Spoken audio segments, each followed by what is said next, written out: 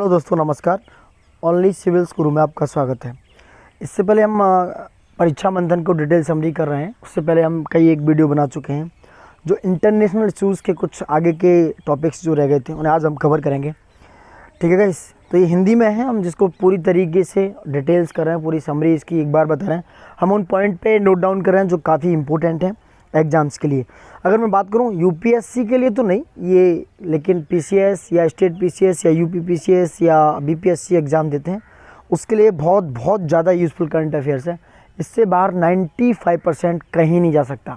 मैं लिख के दावा दे रहा हूँ, अगर आप इसको अच्छे से पढ़ के जाते हैं तो 95% आप अटैम्प्ट करेंगे। ठीक है दोस्तों, तो स्टार्ट करते हैं। देखो, म्यांमार में सैन्य तख्ता पलट हुआ था। अभी रिसेंटली न्यूज़ थी ये काफ़ी टाइम पहले कि ये म्यांमार में मिलिट्री कूप लगाया गया है। एक्चुअल में हुआ क्या था कि एक रिपोर्ट आई थी, उसमें ये कहा गया था कि म्यांमार का जो राजनीतिक अस्थिरता है, मतलब म्यांमार में राजनीतिक अस्थिरता की चरम सीमा बहुत ज़्यादा है। ठीक है, वहाँ पे क्या है, फरवरी 2021 में म्यांमार की सेना ने म्यांमार में सैन्य तख्ता पलट के साथ सत्ता हासिल कर ली। उन्होंने क्या किया, वहाँ पर सैन्य जो है शासन, यानी कि सैनिकों का शासन हो गया एक तरीके से। अगर ध्यान दिया जाए तो इसका जो बैकग्राउंड है 1948 में देखा जाए तो ब्रिटिश शासन ने स्वतंत्रता प्राप्ति के बाद से ही म्यांमार में ये तीसरा तख्ता पलट है। ठीक है दोस्तों, इससे पहले अगर देखा जाए तो इससे पहले जब आपातकाल लागू कर दिया गया था म्यांमार में, तो उस समय क्या था, और लोकतांत्रिक रूप से जो निर्वाचित नेता थी वो थी आंग सान सूकी। आंग सान सूकी जो हैं वो NLD जो पार्टी है, यानी कि नेशनल लीग फॉर डेमोक्रेसी, उसकी नेता है। ठीक है दोस्तों, कुछ इंपॉर्टेंट पॉइंट्स हैं, मैं बताता हूँ आपको। नवंबर 2020 में हुआ क्या था, एक संसदीय चुनाव हुआ, उसमें आंग सान सू की पार्टी ने क्या किया, नेतृत्व प्राप्त किया। आंग सान सू की पार्टी ने एक नेतृत्व प्राप्त किया था। सॉरी गाइस, एक मिनट।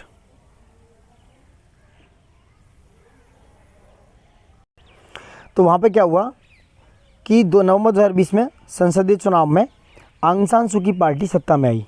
ठीक है, जो NLD है, मैं आपको बता चुका हूँ। उसके पहले हुआ क्या, 2008 में भी ऐसा कुछ किया जा चुका है।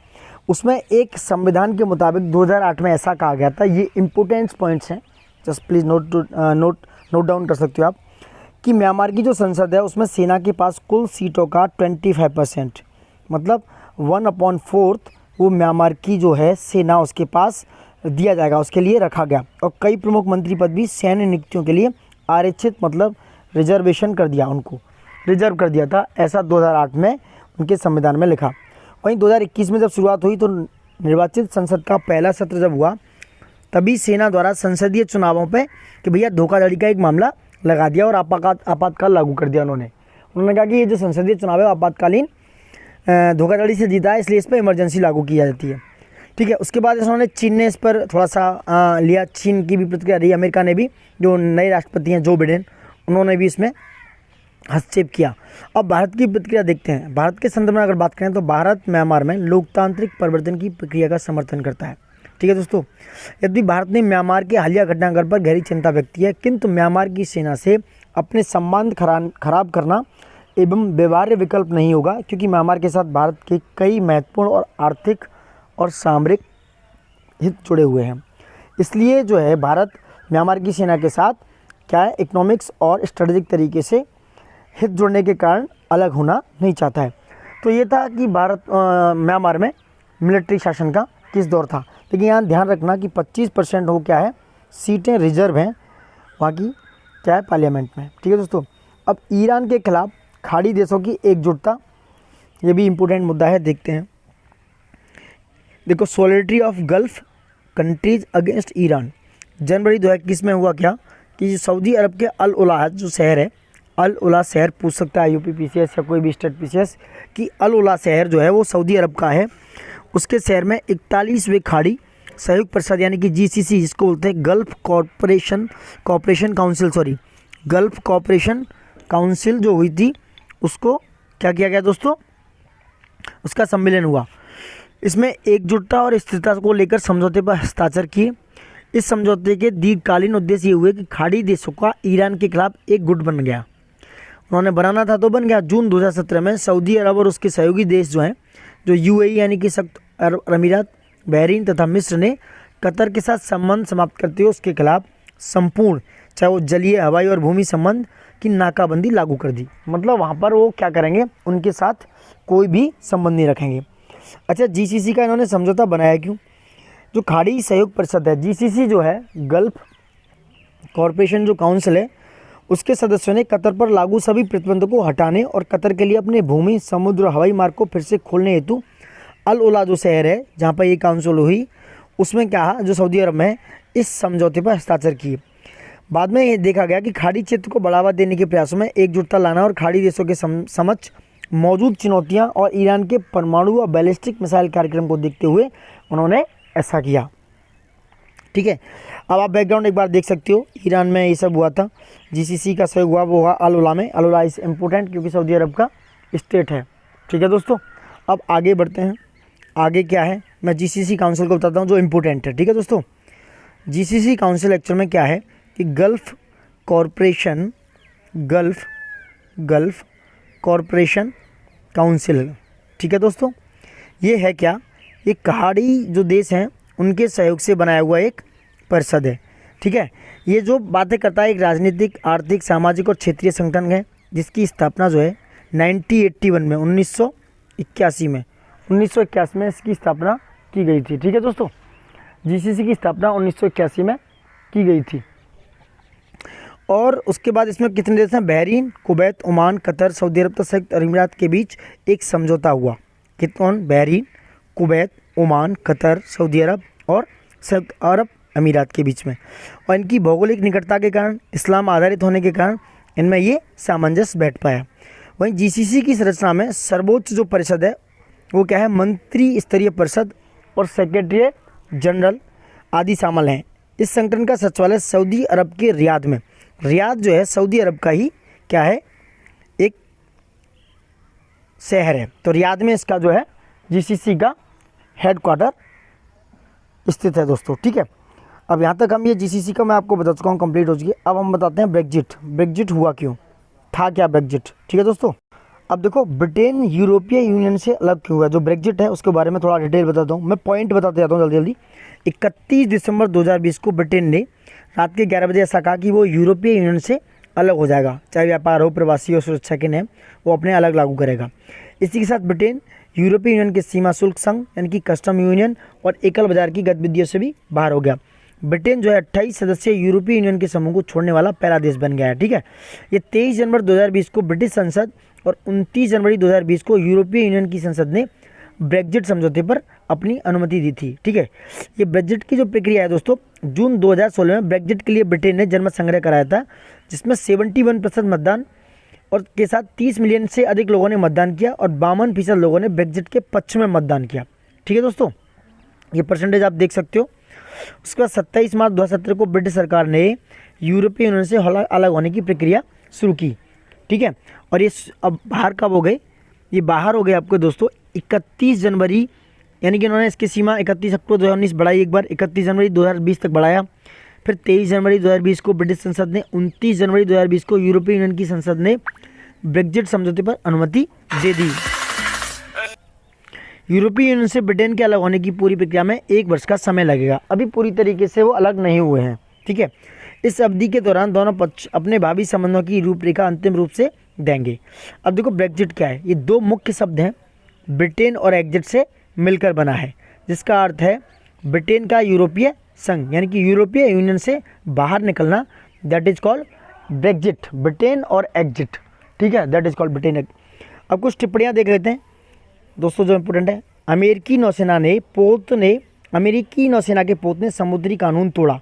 ठीक है, ये क्या है, देखो अप्रैल 2021 में अमेरिकी नौसेना के 7वें बेड़े के नौसैनिक जहाज ने भारत की अनुमति के बिना ही लक्षद्वीप के निकट अरब सागरीय सीमा पर अभ्यास का नया विवाद पैदा कर दिया। ठीक है, ये इंपॉर्टेंट है, किसने तोड़ा तो आप देख सकते हो और पढ़ सकते हो आप, इतना ज़्यादा इंपॉर्टेंट नहीं है। उसके बाद ग्रेटर अफगानिस्तान आंदोलन क्या है मैं बताता हूँ, वो पूछ सकते हैं कि व्हाट इज ग्रेटर अफगानिस्तान आंदोलन। दोस्तों देखो, ग्रेटर अफगानिस्तान मूवमेंट जो है, हाल ही में अफगानिस्तान के नागरिकों ने पाकिस्तान से लगती सीमा जो है डूरंड रेखा को विवादित करार दिया। उन्होंने कहा कि जो ग्रेटर अफगानिस्तान की मांग की, उन्होंने कहा भैया अलग हमें ग्रेटर अफगानिस्तान चाहिए। उनका तर्क यह है कि इस विवादित सीमा के कारण सांस्कृतिक रूप से एक कहे जाने वाले पश्तून एवं बलूच समुदाय की अफगानिस्तान पाकिस्तान में बटकर रहना पड़ रहा है उनको आपस में। इसलिए इस आंदोलन की मांग है कि ग्रेटर अफगानिस्तान की स्थापना के लिए दोनों देशों की सरहद पर रह रहे पश्तून व बलूच नागरिकों को एक करना होगा। और वहीं भारत और रूस करेंगे इसके साथ 2+2 मंत्र स्तरीय संवाद की स्थापना। ये भी एक इम्पोर्टेंट पॉइंट है, देखते हैं। भारत और रूस के बीच में ये 2+2 मंत्री स्तरीय संवाद हुआ है दोस्तों। ये क्या है, इससे पहले मैं ये बता देता हूँ आपको कि नहीं, यही बताता हूँ आपको, भारत रूस, ये देखना कि 2+2 क्वेश्चन पूछ सकता है डायरेक्ट। 2+2 मंत्री स्तरीय संवाद क्या है, भारत और रूस के बीच हुआ। 2+2 मंत्री है, यानी कि 2+2 मिनिस्ट्रियल डायलॉग जो स्थापित हुआ, सहमत हुआ। रूस चौथा देश बना और पहला गैर क्वाड सदस्य है जिसका जो लगा भारत ने 2+2 मंत्री स्तरीय संवाद तंत्र स्थापित किया। इससे पहले 3 देश और हैं जो क्वाड के हैं। Quad stand for quadrilateral security dialogue, I told you. और क्वाड के जो मेंबर हैं ऑस्ट्रेलिया, जापान और अमेरिका एंड इंडिया, 4 देश हैं उसमें, ठीक है। उसके बाद अमेरिका, जापान, ऑस्ट्रेलिया के साथ ऐसा तंत्र है।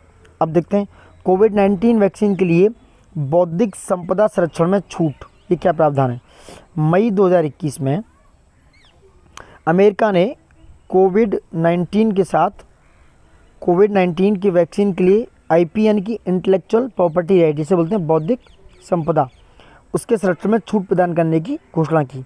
बट हुआ क्या, WHO के जो WTO है, वर्ल्ड ट्रेड ऑर्गेनाइजेशन के सदस्य देशों ने इस तरह की छूट के लिए सहमत करने हेतु प्रयासों की एक सफलता तो की, बट ऐसा हुआ नहीं। 1995 में जो बौद्धिक संपदा अधिकार के व्यापार संबंधी पहलुओं यानी कि ट्रिप्स पर हुए समझौते के तहत समझौते की पुष्टि करने वाले देशों के लिए यह आवश्यक नियम बन गया था। इसलिए ये बौद्धिक संपदा जो संरक्षण है वो ट्रिप्स के अंडर में आता है दोस्तों। अब देखो, हाल ही में कांगो में इबोला प्रकोप का अंत होने की घोषणा की है। तो क्वेश्चन आ सकता है कि वो कौन सा देश है जहाँ इबोला प्रकोप खत्म होने की घोषणा की है। तो this one is Congo. Congo ऐसा कंट्री है जहाँ पर इबोला को ख़त्म करने की घोषणा की है। डेमोक्रेटिक रिपब्लिक ऑफ कांगो ने ऐसा आधिकारिक तौर पर किया और वह 12वें इबोला प्रकोप का अंत होने की घोषणा कर दी उसने, ठीक है दोस्तों। ऐसा फरवरी 2021 में किया। इबोला विषाणु रोग एक्चुअल में क्या है, ये एक वायरल डिजीज़ है, मनुष्य में फैलने वाली एक घातक बीमारी है।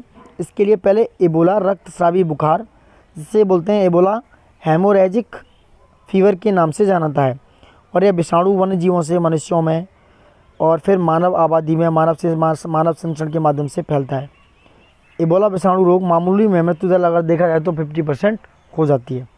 अब #MeToo इंसेस्ट क्या है, ठीक है। इंसेस्ट क्या है दोस्तों, फ्रांस में ये एक आंदोलन चला, #MeToo इंसेस्ट, एक नया आंदोलन चलन में आया। और #MeToo इंसेस्ट का मतलब, इसकी अवधारणा किसी महिला युवती को उसके ही आसपास या किसी पारिवारिक सदस्य द्वारा यौन दुर्व्यवहार, बलात्कार या सेक्सुअल ऑफेंस के विरोध पर केंद्रित है। फ्रांस की महिला मीटू आंदोलन से एक कदम आगे जाकर इस आंदोलन के माध्यम से अपनी आवाज़ बुलंद कर रही थी, तो इसलिए ये आंदोलन चलाया गया। यौन दुर्व्यवहार के प्रति ये आंदोलन फ्रांस में चला, ठीक है दोस्तों। अब #MeToo के बाद आगे देखते हैं, ये अर्थव्यवस्था का टॉपिक है, ये हम अगली वीडियो में कंप्लीट करेंगे दोस्तों। यहाँ तक कंप्लीट हो चुका है, आप इसको बार बार रिवाइज करते रहिए, देखते रहिए और हमारे साथ बने रहिए। And please like, subscribe, comment, share, जो करना है डू व्हाटएवर यू, पर करिए ज़रूर दोस्तों। सब्सक्राइब करना मत भूलिए। Thank you for watching it and love you all.